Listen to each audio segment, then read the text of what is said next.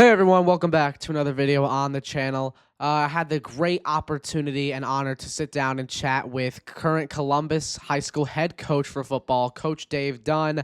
We talked a lot about his time at Columbus, how he got into coaching. He grew up with his dad as a huge football fan, and he always knew he wanted to coach football from a very young age. It was such a fun experience recording with him the other day. So without further ado, ladies and gentlemen, I hope you enjoy our conversation and enjoy the video. Thank you. What's going on, Jet fans? Thank you all so much for tuning into this special edition of the show, as today I am joined by a very special guest, current Columbus High School head coach, former team captain and all-California player for the University of San Diego, Coach Dave Dunn. Coach, I really appreciate you for taking the time to hop on. That's awesome. So building off of that that great little speech you just had, also seeing all of the great players that you've helped build over the years, is there something that you see as a head coach that separates good players from great players that they're able to take to the next level? A good player is usually his work ethic. It's I've had a lot of guys go on and playing the NFL, and a lot of I think right now from Columbus, I think we have over 40 players playing college football. Last year in the national championship game, we had we had four playing at for Miami and two playing for Indiana, and all those guys were incredibly talented. But we've had other talented young men that have not gone on to the success that those six guys did. The difference maker was their work ethic and their attitude was second to none. You've coached a lot of talented players over the years, which brings me to the guy whose eyes are all on him this coming April, Indiana and future NFL quarterback Fernando Mendoza. And look, all I've seen out of Mendoza, he's very just judging off of his tape, he's a very smart, very passionate. He's a very aggressive he's a very aggressive player at the collegiate level with his time with Indiana and California.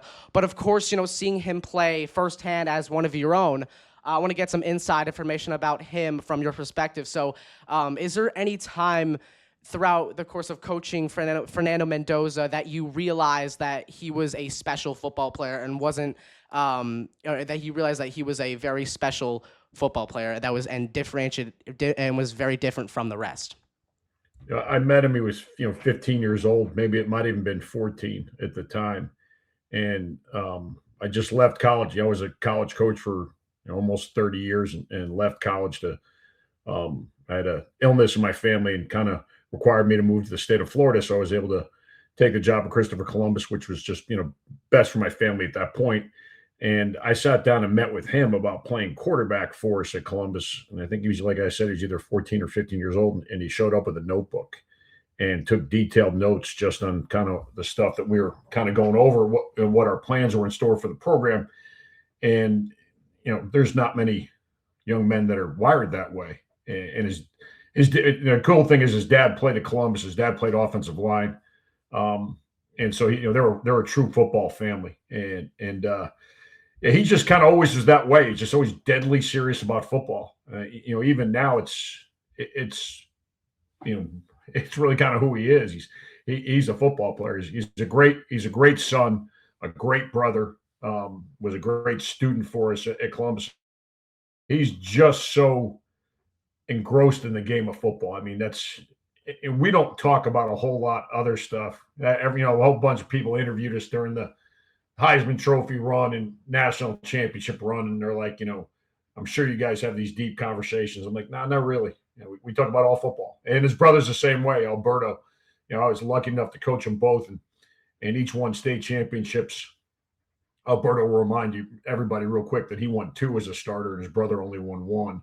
So, but and we kind of talk about all football all the time. It's doesn't get old. We could do it forever.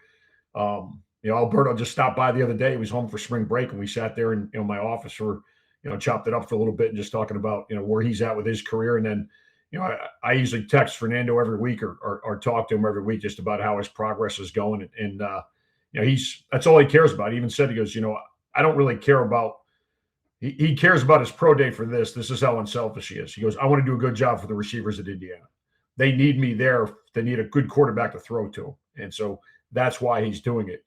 But his whole process right now wasn't to get ready for his pro day. It was really to get ready for the upcoming season in the NFL. I mean, it's the worst kept secret in the world is that he's going to play for the Raiders next year, and he's already gearing himself toward being the Raiders' starting quarterback. And there isn't a day that goes by that doesn't really take up 100% of his thought process. I'm going to be the starter for the Raiders, and how do I get better today?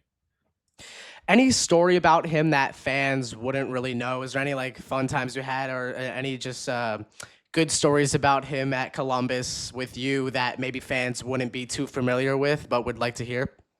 Uh, he's kind of a he's kind of a nerdy, boring kid, but he likes it that way. He used to eat lunch with me every day. Like instead of eating with his buddies, he would go be one of the first kids in the lunch line, grab his meal, and then come into my office and we would kind of talk football. I will say this: the only thing he kind of struggled a little bit his senior year, and it really wasn't his fault. Is we were undefeated and nationally ranked when he was a junior, and he played great football for us. And then his senior year got off to a great start. I think he threw 5 touchdowns in the first game, and then kind of had a rough 2 game stretch there. And so I think he's so humble that he actually thought like I was going to bench him. Like I could tell he was, we were talking, just kind of going over things, and I could just tell that he was really stressed. So when he went to leave my office, I said, I go, hey, stop for a second. I go, by the way, I'm never going to bench you. I hope you understand that. And like he kind of relaxed and played better after that. Like he just was so caught up in playing well when he was, and he was so frustrated. He probably thought I was going to bench him just because that's what happens when quarterbacks don't play well. And the only person who probably wanted me to bench him was his younger brother because he was his backup. But Of everybody else, course, yeah. I was going to stick with Fernando. So he was, I could tell, he was genuinely relieved that he was still going to be the starter. Like he was worried, and people wouldn't think that about him in terms of how well he played for us. But that's kind of how much pressure he put on himself at that time. Talk about a team player. I mean, that's a kind of guy that not a lot of football teams can really genuinely have, and I think that just sounds like a special gift to have. You're a quarterback, of course, is the leader of a football team, and to have a guy like Fernando Mendoza, based off what you were saying, to have someone that cares so much about the game. He could talk it 24/7. He loves just. It seems like based off again what you're explaining that he just loves to play the game, and even it can get to the point where he could doubt himself as well. But again, that talent and that kind of person and player really shows up at the next level, really, it seems, which makes me think about the upcoming 2026 NFL draft. Like you said, he's most likely going to go number one to the Las Vegas Raiders. When you watch, or if you see these prospects, moving off of Fernando Mendoza for a second, when you watch these prospects, or any type of college player for that level, or for that matter, what traits do you think really can translate to the next level? And what mistakes do you think some teams or coaches can make when evaluating talent, in this draft process? I think a big part of it that probably goes unnoticed is their mindset. So I think a lot of teams place a lot of emphasis on the pre-draft interviews.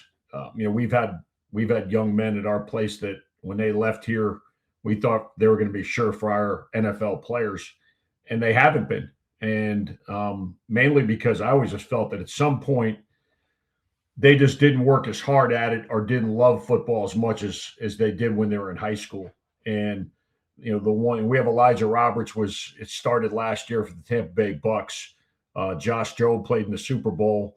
Federico Morangis was also on the Seahawks. Those guys, their Yep. love of football grew over time, and it's because their mindset is always about just getting better. And they definitely have the growth mindset, and I think that's what NFL, especially at the quarterback position, are really looking for. There's a lot of one of my roommates in college was Kenny Zampese, who's an NFL quarterback coach. And I remember him just talking about some of the quarterbacks saying, "Hey, listen, this was one of the better, you know, throwing sessions ever seen by a quarterback when he would go try Right. guys out." And a lot of these guys just ended up not making the NFL, and really because they're just not wired the right way. If Fernando does not have success in the NFL, um, I would be somewhat shocked. But with quarterback, it's obviously being on the right team, having a good offensive line and receiver core around you, and being with the right coaching staff.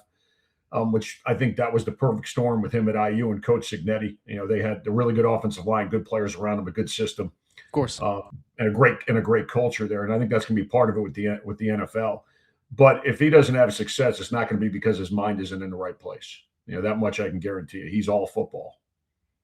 Right. Yeah. The NFL is such a different game from college football. But looking at Fernando Mendoza, I think, judging off his tape, I think he has all the tools he needs to be a successful quarterback. I think his pocket presence is something I really struggled to see, especially throughout this 2026 quarterback class. His awareness, his patience, I think, is on another level that I think most quarterbacks in this draft class really didn't show to me on tape, or a lot of other NFL analysts on tape. And that's why I think, again, that's why Fernando Mendoza has proved that he's the clear-cut #1 quarterback in this class, because of all of that talent, because of all of that great coaching, like you produced in high school for him, and all of his great coaches throughout college. And I think that his traits and his play style that he has right now, especially with this past season with Indiana, is going to be one of those. He's going to be one of those players I feel like that translates nice and smoothly into the NFL. Again, it's a totally different game, but I think that those traits that he showed throughout last season is just what he needs, I think, to be a successful starting quarterback in the NFL. Granted, it's probably going to be a little more challenging than college, but I think he can do it. I think he has all the tools he needs to do it. I think the same with a few other quarterbacks in this class. Ty Simpson, I think, is another one that I think can have some success in the NFL if he is able to get on the right squad, because it can also depend on the offensive scheme that these guys run too. Like Clint Kubiak, new head coach for the Las Vegas Raiders, former offensive coordinator for the Seattle Seahawks. It seemed to me that he ran a somewhat similar scheme to Indiana last season, and I think that. Yeah. And with his developmental skills for quarterbacks, like how he kept Sam Darnold in the promised land and brought him to the Super Bowl, I think that Kubiak is one of the best quarterback-friendly coaches in the NFL. And I think that Fernando Mendoza is going to be very great in his hands, because I think that Kubiak can bring out the best in him. He can bring out that Indiana Fernando Mendoza and translate it well into the NFL. I think he's going to be in a great program, and I think he's going to be in great hands with Clint Kubiak and the Raiders. And I just think that Kubiak's the best coach I think he can have for this situation. Probably going #1 overall. A lot of pressure is probably going to be on him this season. All eyes are probably going to be on him this coming September. If I was a collegiate quarterback, I wouldn't really want it any other way to really start my career than to be with a guy like Clint Kubiak. I think that's what's best for him. Yeah, I agree, and also I think no, if I know you're a Jets fan, but I grew up as a Giants fan, but he's not in the fishbowl of playing in LA, playing in New York, playing in Chicago. Not that Vegas isn't a big market, but it's not as big a market as some of the teams we just mentioned, and they're obviously new to that city. So I think that helps him a little bit in that regard. The other one is right now he's actually working out with Brian Griese, and Brian Griese was the quarterback coach for Brock Purdy when Kubiak was with the 49ers. And the little known fact is Brian Griese is also a Columbus grad as well. So really? Those guys have really been able to connect on a different level in terms of both playing for the I'm not that old that I coached Brian Griese, by the way, but Brian was one of the all-time great quarterbacks at Columbus. We just probably had better players around Fernando and his brother than Brian had to work with back then. But Mike Shula also played quarter. We've had some pretty good quarterbacks at Columbus, but Shula, Griese, and the two Mendozas are kind of at the top of the list. But it is kind of neat that they're able to. That Brian's the one who's kind of teaching him an NFL offense and how to do it. And I think the big thing is, you're more under center, and there's obviously an adjustment to that, but he's been working on that well. And they're pretty much RPO play action pass at Indiana last year. I think probably a little bit that would lean a little bit more toward play action with the Raiders, just based on Kubiak's offense in the past. So it's a little bit of he's done some of those things before. It's probably just not the same volume, and that's going to be an adjustment. And I'm hoping that he gets off to a great start and is able to flourish early on in his career. Absolutely. I want to switch it up a little bit from the draft talk now, and just a little, fun little segment, a little personal segment as we approach the end of the episode here. A couple more segments to go, but I just want to get I just want to ask you a couple questions on these. Is there a specific, throughout your time as being a coach for football, is there a specific or maybe a handful of tough players, like the toughest players or player that you've ever coached or coach against? I would love to get your word on that. I'll tell you what, your dad's first team that I coached at Massick was pretty tough. And I say this because when I took over, they had won like 6 games in like 5 years. And so the only kids that were left were really, really tough kids. And they'll tell those guys, your uncle will tell you, and your dad will tell you, I was not easy on those guys at all. I'm a much kinder, nicer person now than I used to be. I'm not that much older than him, which also made it, I just finished playing, so I still kind of had that player's mentality when I was coaching your dad and your uncle. But they were pretty tough. And we got tough kids. I've coached, but I've been able to coach some pretty special places. I was able to coach at Harvard, win an Ivy League title. Got to work at Florida Atlantic University for the legendary Coach Stellenberger. I was a head college coach for 10 years at the Catholic University of America. Had some special teams there as well. Our 2008 team at Catholic was the last. They had not won a postseason game since the 1936 Orange Bowl. Our 2008 team did, and we had some pretty tough kids. But your dad's team was probably the first team that I coached. I was head coach at. Like I said, I was only about 8 years older than those guys, but that was a special team for me just because we didn't have many players. We had 4 coaches. We probably had 30 players, and we won because it wasn't a great volume of plays on either side of the ball. I just felt we out tough people, and your dad and uncle were a big part of it. That's so awesome. Honestly, it's almost like it's a whole generation of my family was able to play under you, and to see how great that Massick team was very good throughout your tenure. I believe you won 2 SWC titles, I think it was. Might have been. It was a long time ago. I also taught your mom in physical education, so that was the other one. So I taught your mom in PE and coached your dad and your uncle. So we're pretty intertwined right now.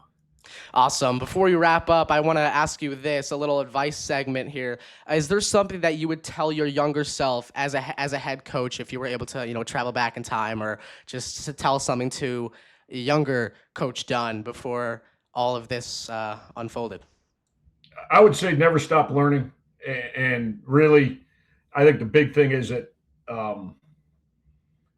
I probably not early on in my career, but at a certain point, I started really going in depth and visiting places to just become a better football coach.